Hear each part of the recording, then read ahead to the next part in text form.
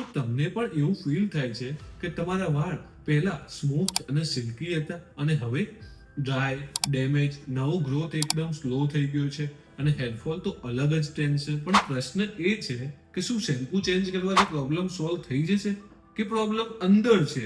ચલો સમજીએ. આજે લોકોની ખરાબ લાઈફસ્ટાઈલ, રાત્રે મોડા સુધી જાગવું, food habits, stress levels, overuse of chemical products, આ બધાના લીધે તમારા બોડીમાં વાત અને પિત્ત દોષનું ઇમ્બેલેન્સ સર્જાય છે. જેથી વધેલો વાત દોષ તમારા હેર અને સ્કેલ્પને ડ્રાય કરી નાખે છે.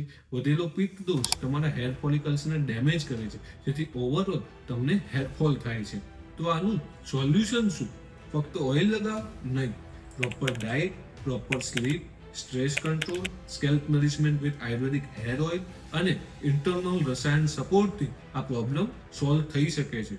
જો તમારા વાળને અંદરથી પોષણ મળશે તો જ એ પ્રોપર પાછા હેલ્ધી થશે. જો તમે પણ નેચરલ વેથી તમારા હેરને રિસ્ટોર કરવા માંગો છો તો આજે જ નીચે આપેલ નંબર પર સંપર્ક કરો અને રાઈટ ગાઈડન્સ મેળવો.